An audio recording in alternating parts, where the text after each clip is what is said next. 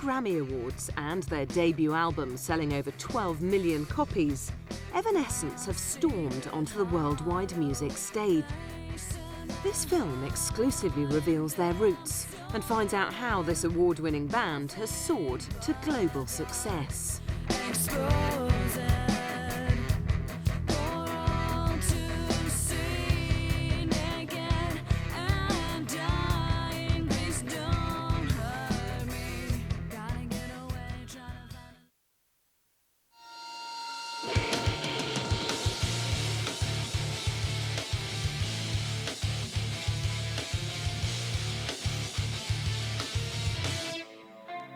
Lead singer Amy Lee was born on the 13th of December 1981 in Riverside, California.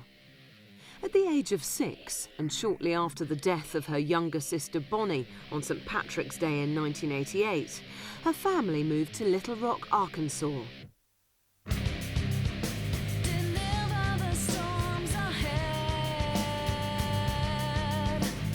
Despite the loss of her sister, Amy had a happy childhood, attending the Pulaski Academy in West Little Rock.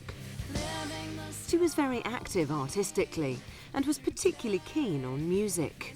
Because she was somewhat introspective after losing her little sister, who was her little buddy, she became serious very quickly. My mother encouraged us to say, let's get Amy some piano lessons, let's do piano. And Amy actually even said to Sarah at one time, I'd really like to take piano lessons. I want to learn how to play the piano, after she heard Sarah playing it. So early on she had an interest in music. We've always played music to her. When all these kids, when they were little babies, we sung to them with the guitar, and music has been a part of this household.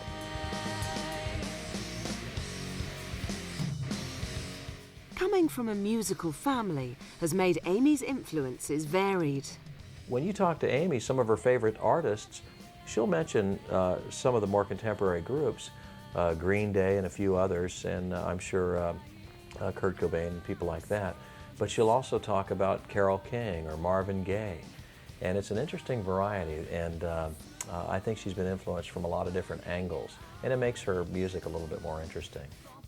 At the age of 14, Amy had a chance meeting at a church camp with local guitarist Ben Moody. The entertainment editor of the Arkansas Times, Jim Harris, recalls the story of how the pair formed. Evanescence started as a duo, actually, with Ben Moody and Amy Lee. They met at a summer camp. That they hit it off as good friends, and musically inclined as they both were, they really had a lot of mutual likes as far as the type of music they wanted to play.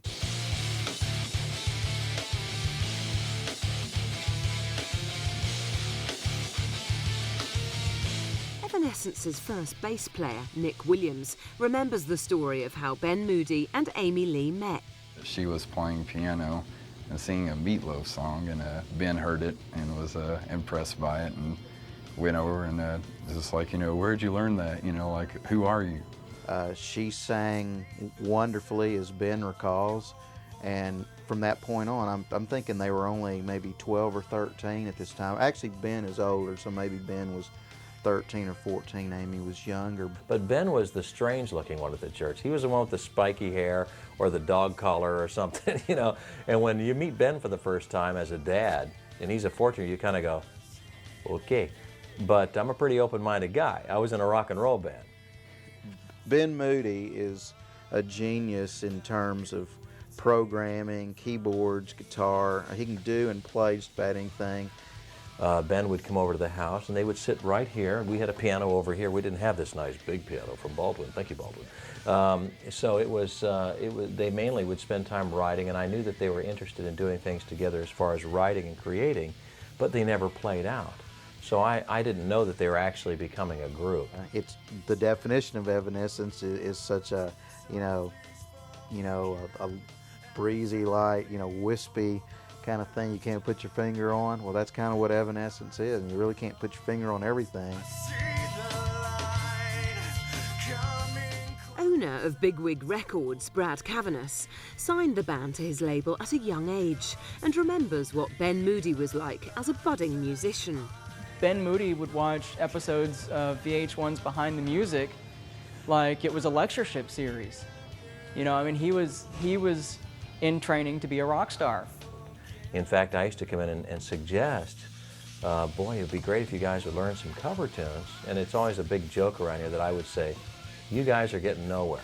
The music's too long, it's too moody, it's not commercial.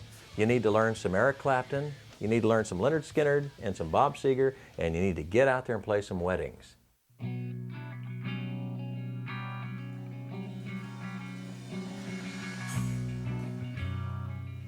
Little Rock, the town where Ben and Amy met, is the largest city in the state of Arkansas.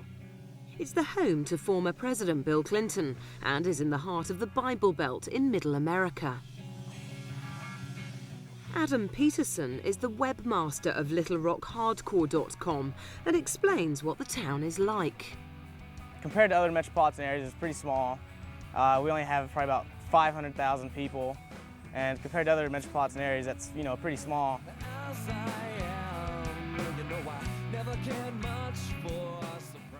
Little Rock's a really big, small town. We have almost everything. You know, we have an Arena 2 football team. We don't have an NFL team.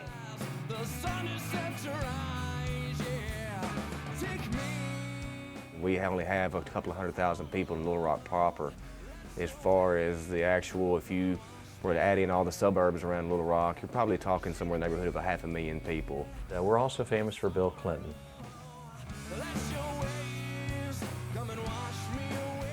Nearly 3/4 of all children brought up in Little Rock are taught to play a musical instrument, producing a number of high-standard musicians throughout the town. Everyone I knew growing up had a piano in their house. And whether they took lessons or not, you could just sit around there, you could, you know, just kind of bang on it, you could pick out notes. A lot of kids around here, it's pretty typical that, you know, they get a guitar for their 12th birthday or something. Talent really is strong here. We have a lot of musicians cram-packed into this area.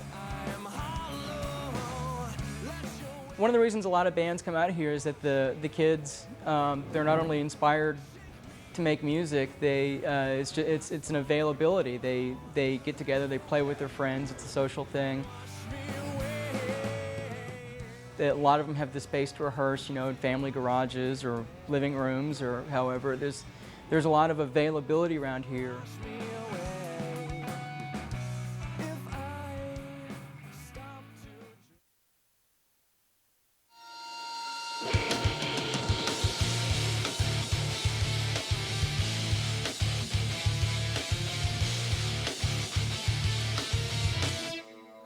In the early days, the band's songwriting ability and performance skills were primitive and a far cry from what you see today. I mean, they weren't even called Evanescence the first time I saw them. It took me a couple of years to even remember that I saw this show. But their first performance that I saw was Amy sitting at a keyboard electronic piano and Ben Moody and Will Boyd sitting down at the bottom playing acoustic guitars. And they were all three just kind of staring at their instruments, and Amy was staring down and playing and singing, and I don't think I saw any of their faces for the whole half hour they were on stage. And after the performance, you know, what do you say? It was horrible, okay? And I thought, well, that's the end of the band. So after they played, all the bands had little tables set up, and they've got CDs and T-shirts and stuff. Ben had made on the computer some little decals. I think he had 6 of them. That's what they had to offer. There was their whole offering, and I don't think so I bought them, because I felt sorry for them. After a few years of development and playing at a number of Christian venues, Evanescence had their first paid performance at Vino's Brew Pub in downtown Little Rock.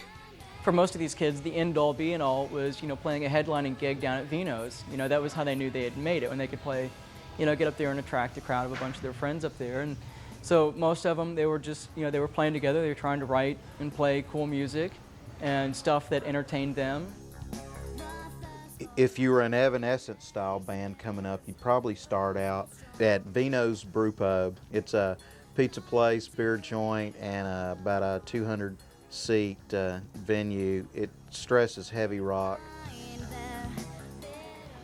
Barry Ellis is the owner of Stonehenge Rehearsal Studios, where Evanescence practice. Barry has himself played at Vino's on countless occasions. Vino's is a brew pub. They serve, pizza and good food, good beer. It's what they call a shotgun place, if you ever know what I'm talking about. It's just a big, long, straightway place. You can go all the way through the back. You can open up the back door and open the front door, and it's a shotgun building. We also have live acts, in the back. It's anywhere from local stuff to regional to national acts. Vino's is probably where most people consider they played their first actual show. Ben and Amy did a lot of collaboration, things together, but in terms of an actual paid admission type Evanescence show, it was here. We have an event called Fresh Blood. It's on any random Thursday every month, and we bring in bands that have never played the room, generally haven't played out much at all.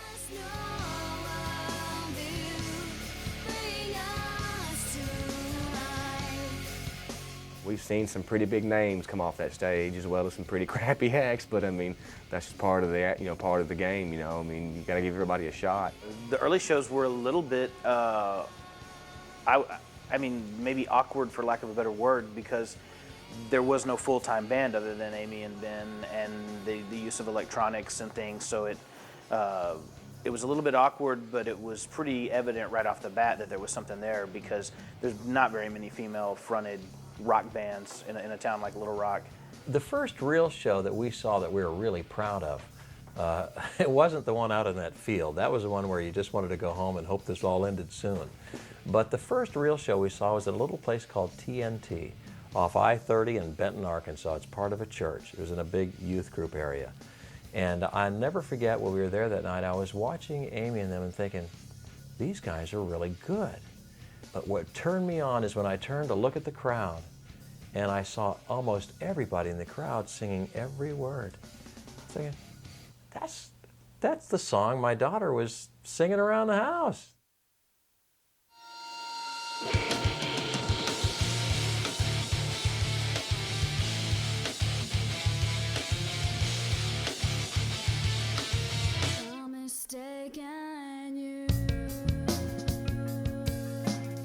Ben and Amy realised early on that to create the type of music they wanted, they had to form an exclusive leadership partnership. Ben and Amy formed that partnership between each other because they're that smart in the long run. I think those are two people that knew that if they stuck with their dream, they were going to make it big. I'd say that Ben and Amy definitely had a connection or an understanding by the sheer fact that they were the two in charge. It's hard to say really whether the friendship came out of the band or if the band came out of the friendship, because they very clearly, clicked there. Yeah, the chemistry between Amy and Ben Moody was amazing. It looked like they were in love, that they'd actually been intimate, because they played off of each other so well, and that's really easy to spot in a band. Ben and Amy were much like brother and sister in many ways. In high school they dated some, and so they were boyfriend and girlfriend too for a while, and then they wouldn't be for a while, and then but they were very much, the way I see that relationship was much like brothers and sisters. They were very close. They'd, as most teenagers would, they'd insult each other constantly as a form of affection.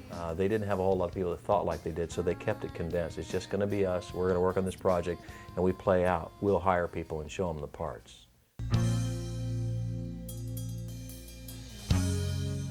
They would sit around either at Amy's house or at Ben's house, and they would play guitars and play piano with each other and write songs and ping pong stuff back and forth in a little 4-track mini disc recorder.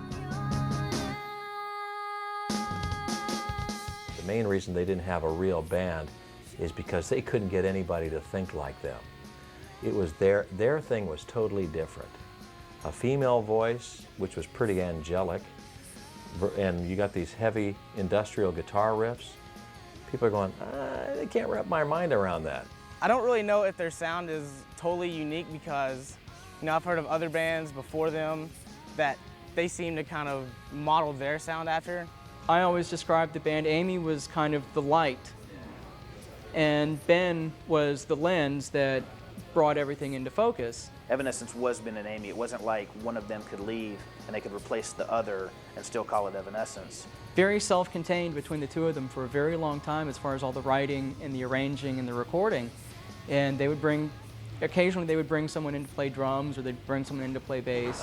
In order to play live, Evanescence had to supplement the band with other players. Or Amy would bring in some of her friends to sing backup. But generally, they were very, very self-contained in the beginning, and they would hire. I remember their first show as Evanescence. They had 7 or 8 people on stage.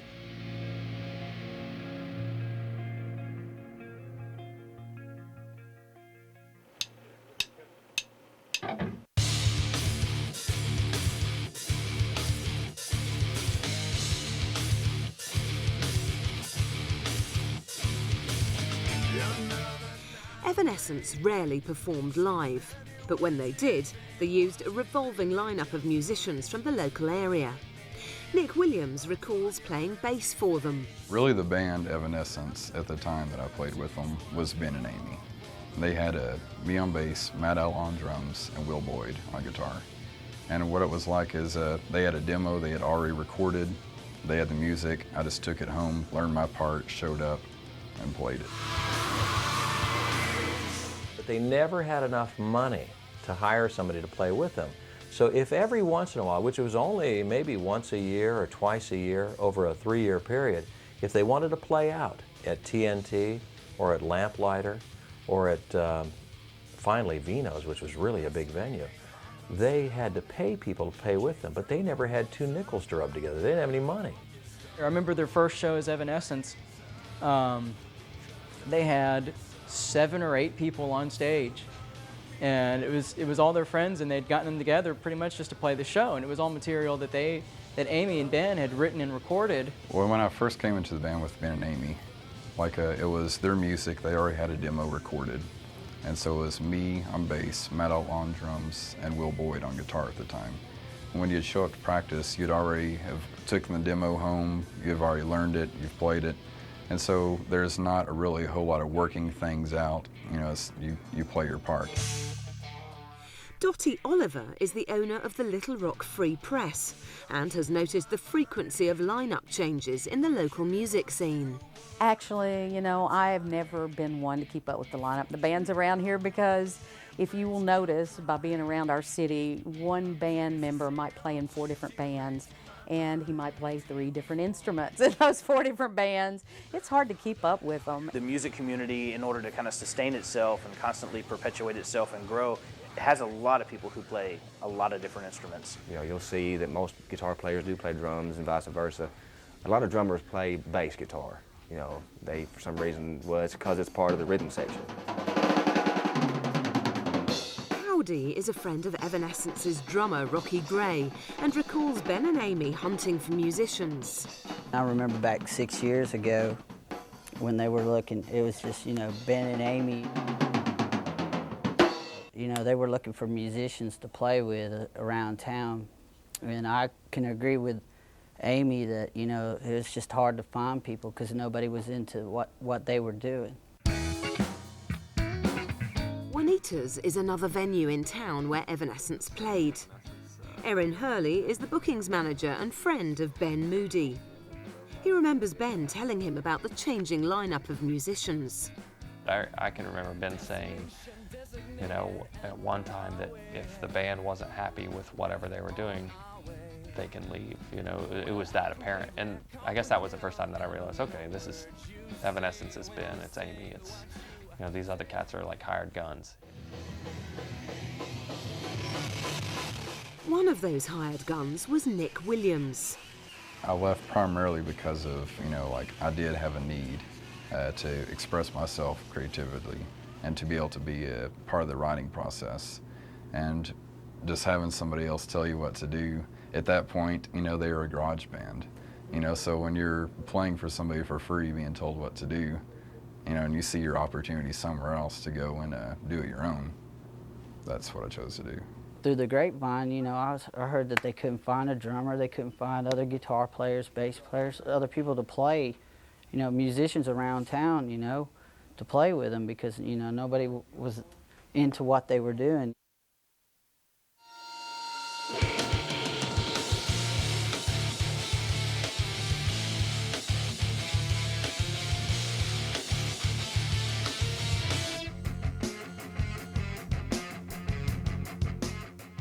With support from local record label owner Brad Cavanass, Evanescence decided to make Origin, a self-produced EP.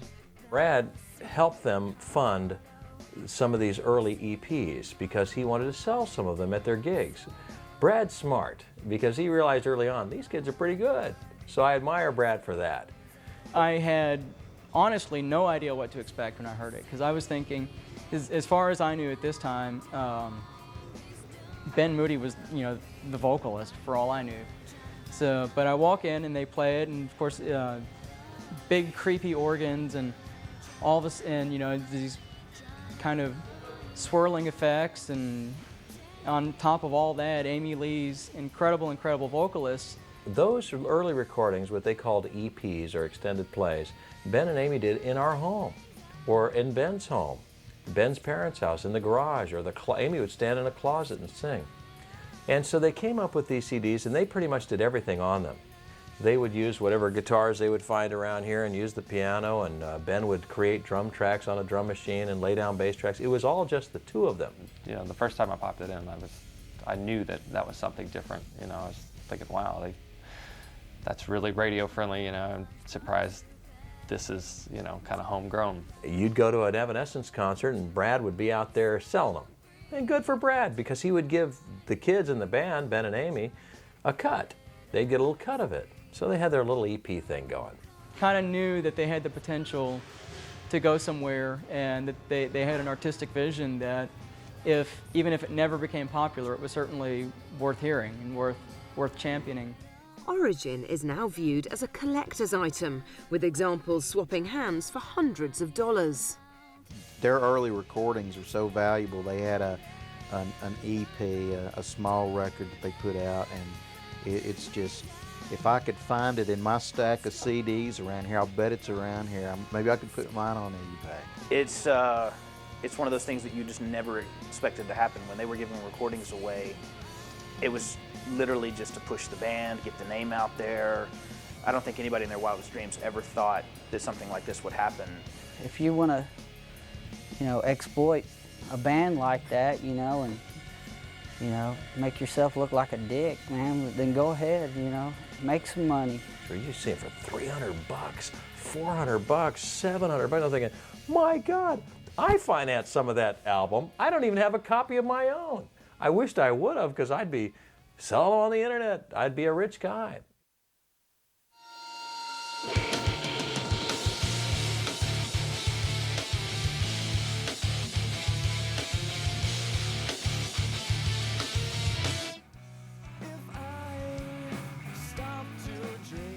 Following on from the success of their first EP and their limited recording studio in Little Rock, the band headed east to Memphis.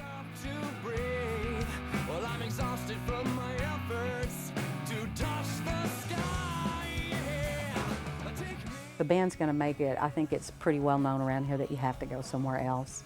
I mean, that's always been the way it is. Maybe that's going to change. And because of Evanescence, maybe it will change. The band went to Ardent Studios to master their latest demos, and by luck were introduced to music producer Pete Matthews, the man who would change their lives forever. The first time I met Evanescence was here at Ardent. I was doing a record on a band called Dust for Life at the time. I think it was early 2000. And they came here to Ardent to master a self-produced demo that they had done themselves.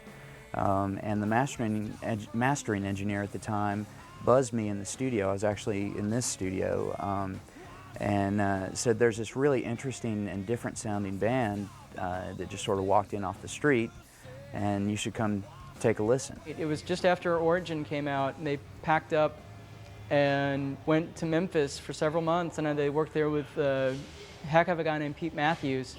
It became a little bit tiresome going back and forth so much, so we decided that to get more consistent work done, that they should move up here.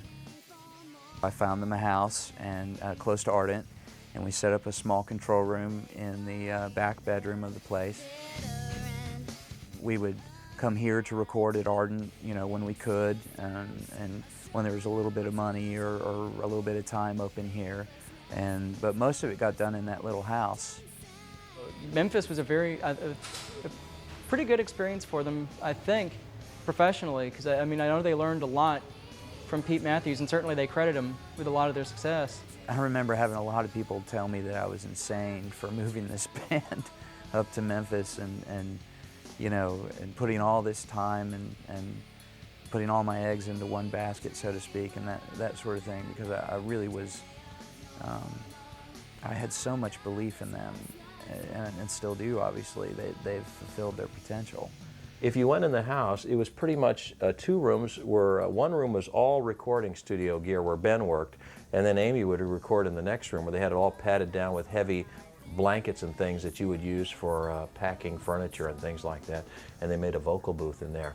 We would do things like put a guitar amp in the shower and put a mic 5 feet away from it to get a bizarre ambient intro, or it's amazing what you'll do or what you'll come up with in a situation like a home recording environment where you don't have the options that you do it at a place like this, where you have this fabulous console and this great big tracking room, And they went to live in this place that was squalor in Memphis. It was horrible. We'd go to visit and take them food, and it was just bad.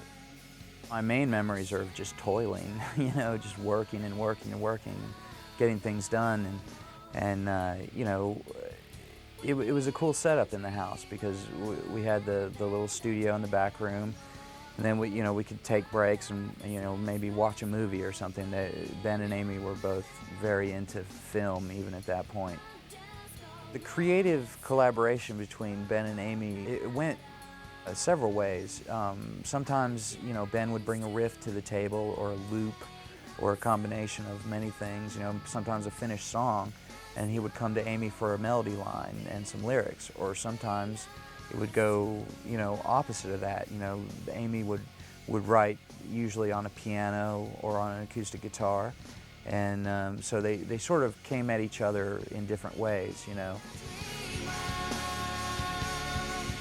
Creative juices were flowing, but Amy's dad was starting to get tired with his dropout daughter. When your child's in development, out of college, as a parent, you're kind of going, yeah, okay, great, because you're really waiting for something to happen. Nothing's happening. In development, you're writing, you're depressed, you're the poor musician who has nothing, you're occasionally going to the beach to get your head together, you go to the movies a little bit. There's not much going on, and when people say, what's your daughter doing? Is she in college?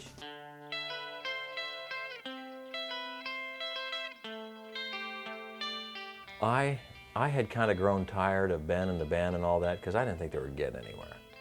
However, Amy and the rest of the band still had their hearts set on the big time. So producer Pete Matthews headed to LA to push the record. Once we finished working on the demos and we felt like it was ready to be shopped, I believe I first went to LA. I didn't have a tremendous amount of luck in LA. I went to every label, my management set up. I got some great response, I got some lukewarm response. I didn't get any, I don't like that, but there wasn't anybody out there that was willing to just sort of jump on it and really commit. Everybody was a little bit disappointed at the time because there had been so many no's and so many, well, I kind of like it, but not right nows and all that sort of thing, so much rejection. With no luck on the West Coast, Pete headed east. And I had more luck in New York, definitely. I had a lot more positive reactions and a lot more interest, like people wanting to come see the band and that sort of thing. And but that's as far as it got. I got a couple people who wanted to come see them and that sort of thing, and that's pretty good.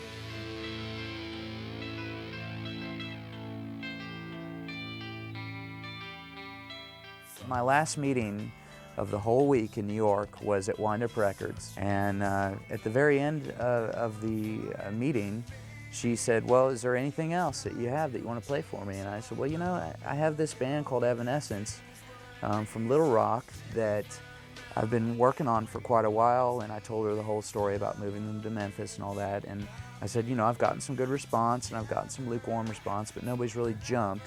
So let me know what you think. And I played her My Immortal. She got it. She immediately got it. She had, you know, her eyes were glistening just like mine at the performance that Amy gave on that take. I left and went and had dinner, and a couple hours later I got a call from the president of Wind Up, Diana's husband, Alan, and he asked if the band might be able to fly up to New York that very next day. And I said, well, I'm sure they could. And I called up Ben and told him, hey, you want to come to New York tomorrow?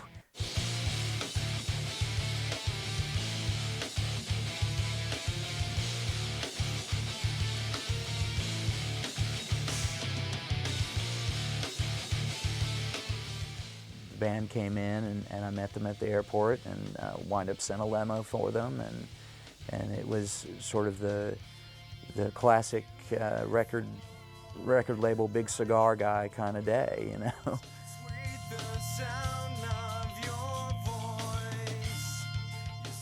And when they came back from New York, they weren't so sure they liked it. They almost didn't sign with Wind Up. They kind of they were thinking that maybe they'd wait for a bigger label, you know, Virgin Records or Epic, or, you know, I mean, that Wind Up sounds real small. They only had the group Creed, which was pretty much a phenomenon at the time.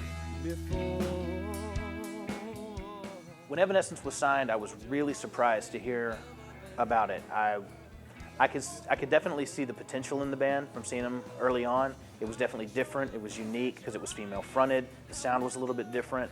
Aren't a lot of people coming out of Little Rock, Arkansas sounding like Evanescence. Wind Up decided that they wanted to move the band out to LA.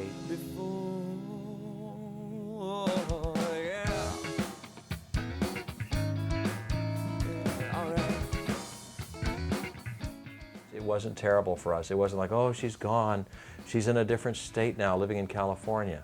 They all, you know, started working out and writing, just basically writing more songs, you know. I think sending them to LA was probably a tempering process, whether that's a record company type of deal or what have you. They would send in songs and the label would go, those are great, send us 10 more, you know. And that went on for a year and a half, while at the same time they were trying out several different producers to do the record. You know, LA, there's so much more going on than there is here, you know, and I guess if you want to be around what's music, then you know you're going to be in LA.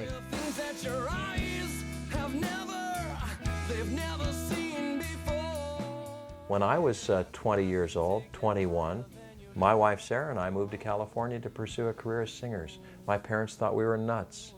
And you guys don't have a penny on you, and we're going off to California. So since I'd done it before, and I'd always talked to Amy about it and always played music, how could I say no? So then finally they, after about, I guess, probably 15 months or so, they started making their record. When they got out to California, it freed up their heads a lot, helped them to see more clearly. But they wrote a lot of those nice, good, depressing songs in Memphis.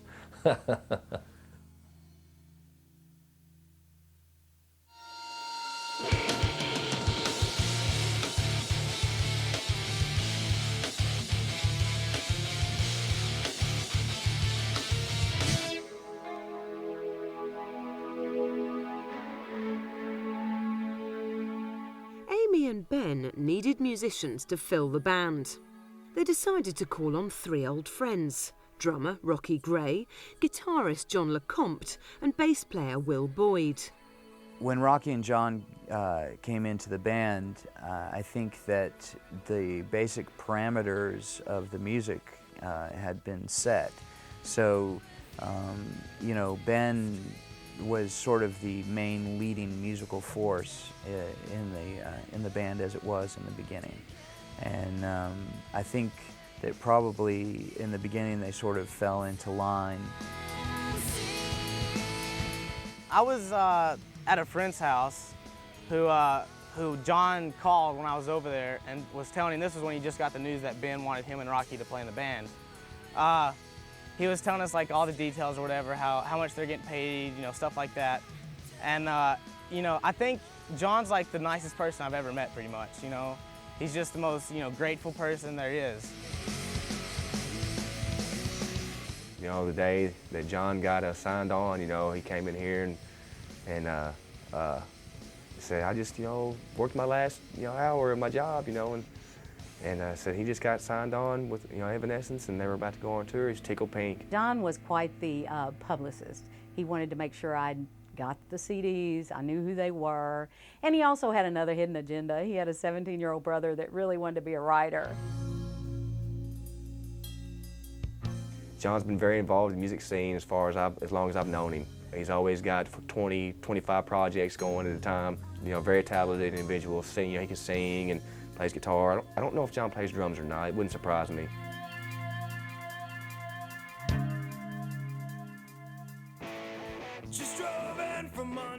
Zach and Bob, who work in Anthropop in Little Rock, played with Will Boyd in Lucky Father Brown. In Lucky Father Brown, we were like serious about what we were doing as musicians, but we weren't. I mean, when you're talking about making it, being like making it in music, that's like here it's like getting on MTV or whatever, and that's never our aspiration. It's like we don't want to be an MTV band. And you have to sell out to do that. Also, stuff, so. we weren't really trying to make it because we were an instrumental band playing weird instrumental music, so we weren't trying to make it. We were just trying to have a good time. When he came and played with us, we'd switch around instruments and stuff, and so we got to hear him play bass and play guitar and hear different stuff because that's just what we did when we practiced. I mean, Will, he's a great bass player. He's probably a better bass player than he is a drummer, but he's a good drummer, I'd say that too. They came here and did a show on New Year's. It was prior to their CD release, and we were playing a bunch of shows, Lucky Father Brown, and Will decided that, or they asked him to play bass with them that night, and he had played bass with them before at a few shows, so he was friends with them for a long time.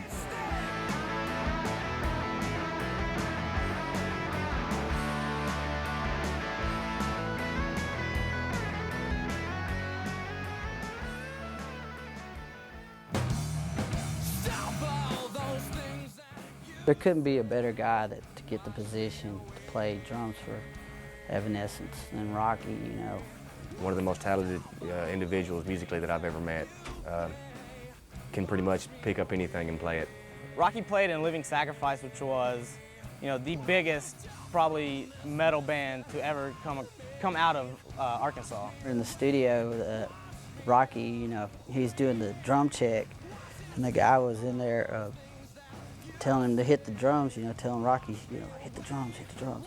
It was kind of weird to see Rocky with long hair, you know, his tattoo showing and playing, you know, this, you know, death metal music, and then going straight to, you know, a radio rock band.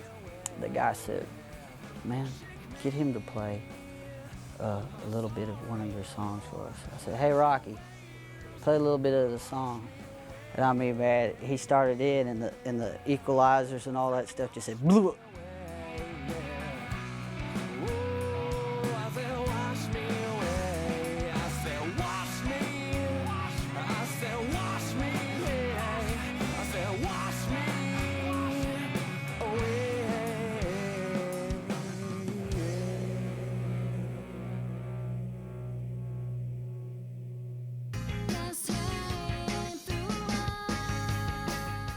With the full band in place, Wind Up sent Amy to performance school to fine-tune her stage presence. Going to performance school for Amy especially has been a very important growing experience. I don't want to make it sound like that she was subpar or anything before that, you know, because she wasn't at all. She was great, but she's fabulous now. I mean, you see her on stage now, and she's very confident. She's, you know, she's controlling the crowd. She's controlling the band. She's absolutely in charge. She puts everything into her performances, so much so that I think it puts a tremendous strain on her voice. They had gotten Amy to where she was a consummate stage professional. They had filled out the band to where there was an actual drummer and an actual bass player, to where they didn't you know, as a band now. It's very apparent that there's been a lot of coaching and input in terms of where the band's at. That Wind Up put a lot of thought and, you know, preparation into this the whole Evanescence push. The first single to be released from the debut album, Fallen, was Bring Me to Life, which would also be the signature tune for the film Daredevil. Well, what happened prior to Daredevil, and I would say if Daredevil was released in 2003, March, then in 2002, say around September or so, the radio station here picked up on Bring Me to Life and started playing it, and was getting a good response.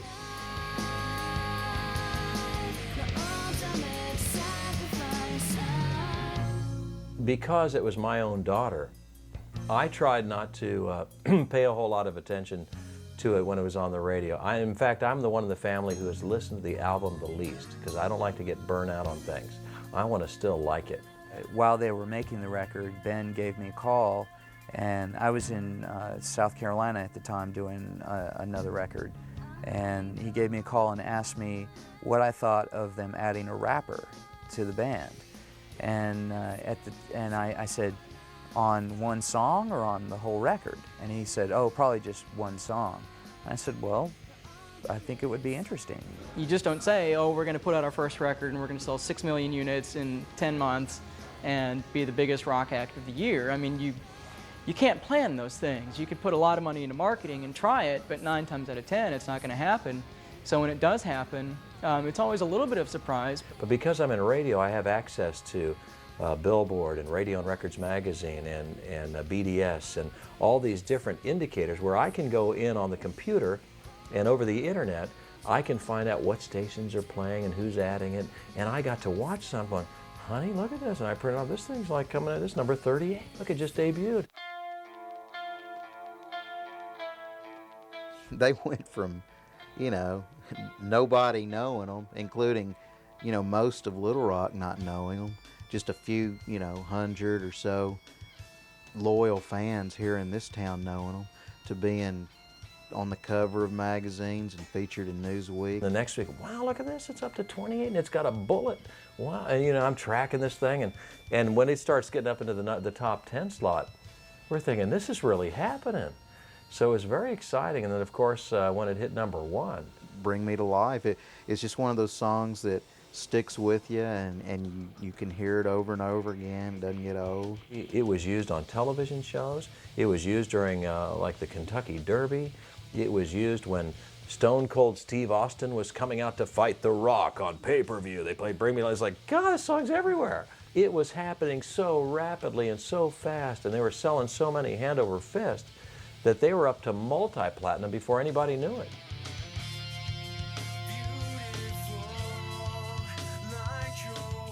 It was like, so Wind Up finally flew us up for a party in Manhattan. And at that party, they had presented them with their gold record. They presented them with $1 million on there's some of these plaques back here, their first platinum record.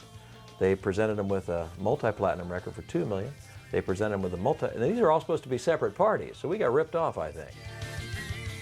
Wind Up's investment in Amy certainly paid off. I've seen several performances since the record has come out, and I've been impressed with every one of them. You know, she really connects with the crowd, and that's something that's very hard for a young, you know, at the time when we first started working together, she was, you know, 17, 18 years old. It's very hard for any 17 or 18-year-old to really connect with an audience. Their sudden rise to fame was certainly helped by having their debut single as the signature tune for the film Daredevil. After a couple of years of being in development, they informed us that their song has been accepted in the movie Daredevil. Daredevil likes one of their songs. They're going to use it in Daredevil, Bring Me to Life. I think it was a really smart move for the first single off the record to be on the movie soundtrack for Daredevil. I think it gave the band some immediate visibility and an impetus for a big video. In the last 10 years, that is a part of marketing of a band these days, is to get a song on a popular movie. Now, Daredevil may not have been a very good movie, but it was big at the box office, which says something for America, doesn't it? You've got a Ben Affleck-driven vehicle hitting all the theaters. You got the lead-off single that they're going to make a video for. It's a great song. It made a lot of sense that it did well. But when the movie broke in March of 2003, we all went down to the theater, Ben's parents and us, and we were all invited, and it was a big radio station thing, and we were like mini celebrities, and we had great seats, and it was exciting. We had the popcorn, and there was a big cardboard cutout of Daredevil and Ben Affleck, and they gave it to me, and it's up in the attic right now. Big event, and we went to see the movie, and when Amy's voice came on with Bring Me to Life, and then of course My Immortal that Ben wrote was included in the film too. So Evanescence was the only group to have 2 songs in that film. We were very excited. It was a very exciting night. Probably at that point one of the best nights of our lives. Although the band's national success was evident, there were still grumblings in the Little Rock music scene. This was not helped when Amy allegedly said that Little Rock was full of death heavy metal and Christian bands. The first single and the success kind of took them to a national level. There was definitely a little bit of a backlash locally among musicians who felt like they hadn't paid their dues necessarily, or that they'd been in the right place at the right time. I think Little Rock is so proud of Evanescence. I think you get a lot of grumblings from the musical community. Oh, you know, it's just pop. It's just, you know, why didn't they pick me? It's always, why did they pick me, you know? It's jealousy.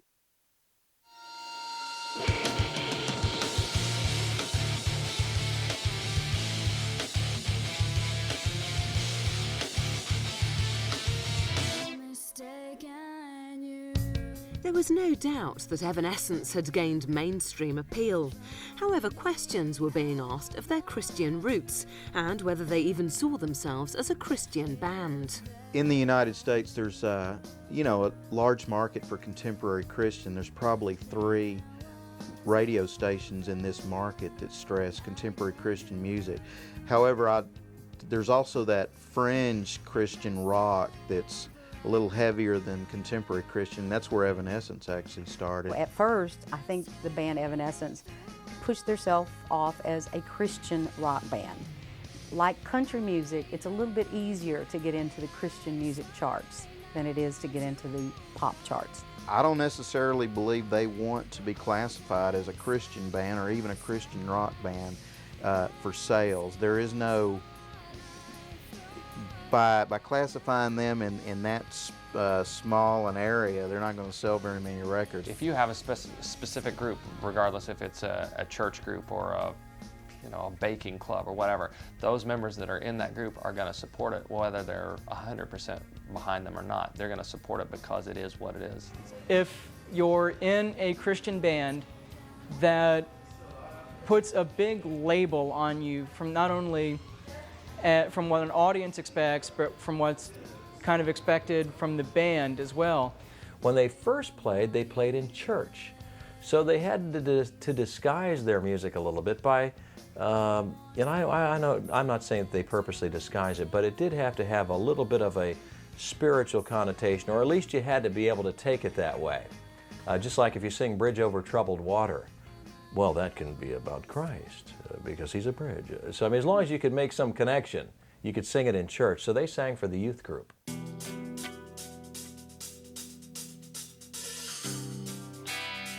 All the band members had a Christian upbringing, although some were less keen to push their faith.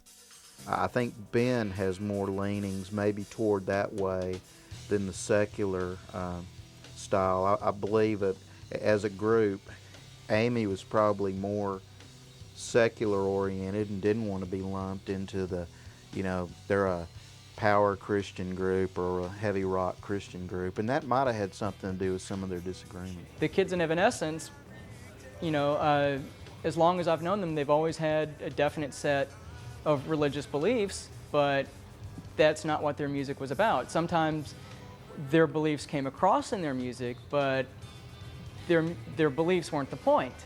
What happened with Wind Up is that they saw that, and there was a little fracas between the members, Ben Moody at the time and Amy Lee, that they not be classified as Christian heavy rock, that they be more secular, simply because I think that just expanded their sales and their market. Pressures from their Christian foundations were not the only problem. A grueling tour and promoting schedule was also upon them. Before the album came out, they were living in LA, sleeping in the morning. Life was pretty slow. But when this thing hits, bada bing, bada boom, you're on tour. Interviews in the morning, radio stations, television interviews, television shows, meet and greets with fans, sound checks, concert, meet and greet with fans after the concert. It's 2 in the morning, get on the bus, drive to a different town. At 6, get out of the bus, go in the hotel, sleep for another 4 hours, get a shower, go to the radio interview, boom. All of a sudden it's womp, womp, womp, womp, womp like this. Well, Amy handled it pretty well. But other members of the band were feeling the pressure. I was the assistant manager at Guitar Center in Little Rock, and Ben Moody came in to buy some equipment from me. And then I was telling a friend of mine later, that he came in. He's just like, are you sure? He's supposed to be on tour right now in Europe. I was just like, no, he came in. And so about 2 weeks later, when I talked to John, he had told me that, just one night, they had, were all hanging out talking, kind of like a little bit of a instance happened, and next thing I knew, he was on a plane. As Ben Moody was a little moody, and he had a lot of up and down swings, and some days you got the good Ben, and some days it was a little difficult, and so you had to handle it with kid gloves.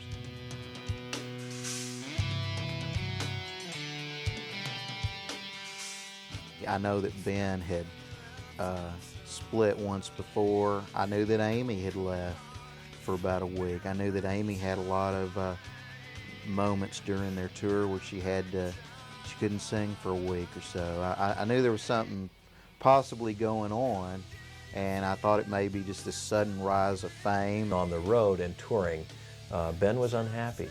When you're touring, you're not creating. You're singing the same songs over and over again. You're almost like a trained monkey. Okay, here, put that in your mouth. Time to do the trick. Play that bring me to life thing. I've heard stories, about how, they would fight a lot, but they were always, best friends. There was some little scene, and they had a little tension, and when the tension occurred, Ben said, "I'm going home." Yeah, and that's just what seems so shocking, is because when they did break up, it was, a war of words, and it still is. And I think this particular time, he thought that they would just fold up their tents, bring the circus home, miss a few dates, we'll go make them up later, you know how these bands do. But this time I think Amy had thought, that's about enough of this stuff. And we're going to go on without Ben. Reactions to Ben leaving the band were mixed. I wasn't really shocked when I heard that Ben had left the band. I was a little surprised that he left at such a high point. I was actually quite surprised and shocked that Ben was leaving the band, just because that we all strive to get to what he's attained in life. And it's not, I'm not bashing Ben at all whatsoever when I say that, because it may have been artistic differences that separated them. Ben leaving the band, I was kind of shocked, man, because, that's something that you live for, That's the whole reason of being in music, is to be a rock star, and, be on stage and play in front of millions of people. That just kind of sounded like a bullshit move to me when they were on top, and yeah, he kind of just to kind of ditch his bandmates like that. Well, and I would have gave my left nut just to be in his shoes, man, and I wouldn't have quit. I don't care how bad it be. How bad could it be? Knowing Ben, I'm sure he had a really good reason to do what he did, and I'm sure it wasn't as abrupt and uncaring a break as maybe what was publicized, There's a lot of these breakups that go on in bands right in the beginning, because some people just go, "Hey, I didn't sign up for this." The duo that had formed the band had split. It was time for Amy to take centre stage. She had pulled that band together, and she made it work without Ben, and she was so proud of herself, a 21-year-old girl. That's, I've done this, I made this happen, and I pulled it off. that she had ordered catering for the band, and they ordered Dom Perignon for the band, and they were celebrating because they did it, and she proved that she could do it. And so when that occurred, I think pretty much then they felt like, you know, if Ben wants to leave, we can let him leave. We can still go on. People were scared when they heard that Ben Moody was leaving because he was known as the person that wrote all the music and got things going. But, you know, from knowing the guys that are in the band also, talking about Rocky Gray, John LeCompte, they got the guitar player from Cold. Like, those are all three great, you know, musicians. You know, like the songs I've heard them working on already are every bit as good, if not better, than what Ben was doing, so I don't think they're gonna have any problem.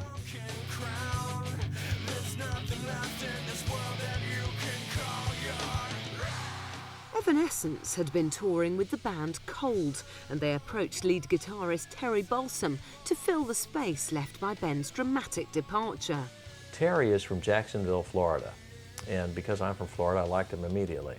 And he's just a real low-keyed, even-keeled guy with a lot of creative ideas, and he's a fine guitarist. He's a tremendous guitarist. Ben's departure, I think, really the other guys in the band will become more important. John has written 2 or 3 songs for the band, one of which is on the record. Rocky's written songs that are on the record. Will wrote one of the first songs that they performed and recorded. Amy and Terry get along real well. There's something that really connects there. And I was afraid after Ben left she wouldn't connect with someone. But they got a nice thing going there creatively that I can see that is going to be very interesting to watch. Although Ben may have left the band, his future looks bright, as the demand for a talented songwriter is always high. I've seen Ben a couple of times since he left, seen him in here, you know, just hanging out and watching other bands. He seems to be doing real well with the kind of collaborative songwriting stuff he's doing. I know he worked with Avril Lavigne. He had some stuff on the Punisher soundtrack. Ben's future seems quite good. I mean, you know, he's worked with Kelly Clarkson, Avril Lavigne. He's doing the Resident Evil 2 soundtrack. I think because Ben Moody is a songwriter, that he'll do so much better than she will. Songwriters make a whole lot more money with a big hit than a rock star, you know. Rock star is more glitter and flash. As long as he, you know, keeps a cool formula and everything, I think that, you know, he'll be pretty successful, you know, because Ben and David, you know, they're the hot topic in LA. When we first started working together, he told me that his aspiration, his main aspiration, was to become a film director, and that he had seen many musicians sort of make the transition. They make it in music, and then because they have a name for themselves and sort of a presence in the community, they then start a film production company and they get into film that way, and it's a bridge sort of. When you have Mel Gibson call you up on the phone and ask you to write the score for his movie, you know, that pretty much tells you right there, you know, your writing capabilities. He's even got his new band, you know, coming out on Wind Up Records, you know. So I mean, it seems like he's doing what he wants to do, you know. He says he's making a, you know, a horror flick, and I think he used Evanescence as pretty much a pedestal to do what he really wanted to do. You know, he got in it, you know, got out quick, got what he wanted from it, and now he's, you know, utilizing that.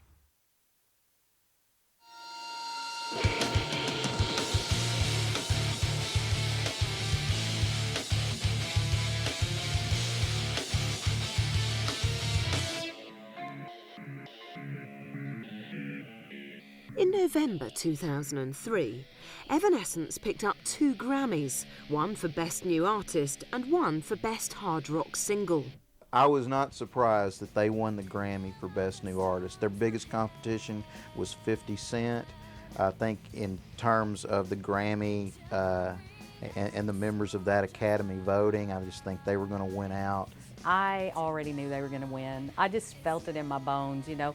They were in the most popular movie of the year.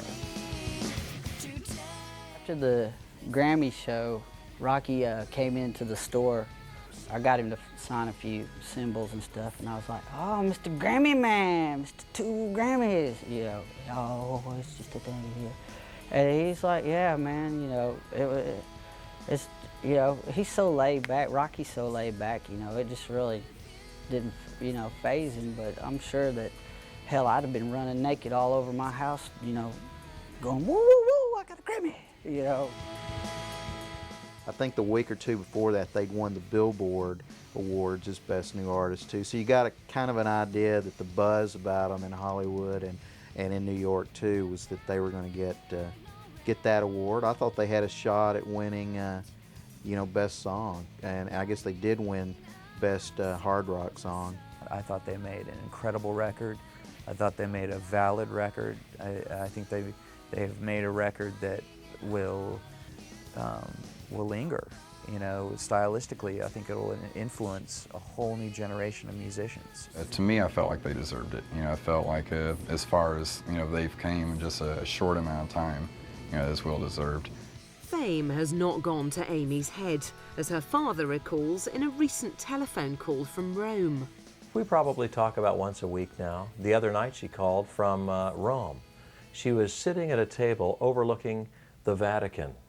And she called because she was eating a romantic dinner and she wanted to include Sarah, her mother, in on it because it was so great. She knew her mom would love it. So she called on her cell phone and said, "Mom, I'm in Rome. I'm overlooking the Vatican. I'm going to the Sistine Chapel." She had just been to Notre Dame, wanted to share these things with Mom. So we stay in good contact. She's a good daughter. With the band having already sold over 12 million records and gaining countless awards and accolades, the loss of Ben Moody might seem fatal.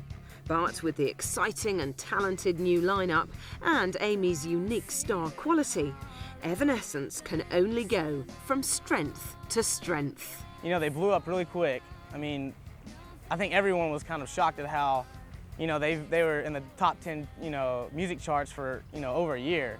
The band is the happiest it's ever been. Ben is making movies. He's moved to California to pull that off. I think the future for Evanescence is going to hold an enormous amount of pressure to deliver. I mean, there's always that enormous amount of pressure to deliver the sophomore record.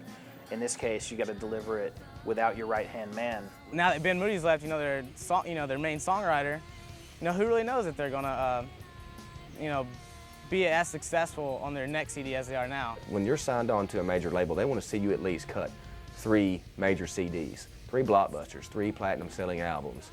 Hell, they could put out their next album, man, with Rocky, you know, farting on the snare, you know, and probably sell about 4 million records, you know, just him doing that. If it sounds like somebody scratching their hand on a blackboard for 60 minutes, I think it's going to sell. I'm anxious to see where Amy Lee's career goes at this point. You know, it's one thing to be a songwriter, but it's another to be a front man. I have a lot of confidence that Amy will come up with another fantastic record.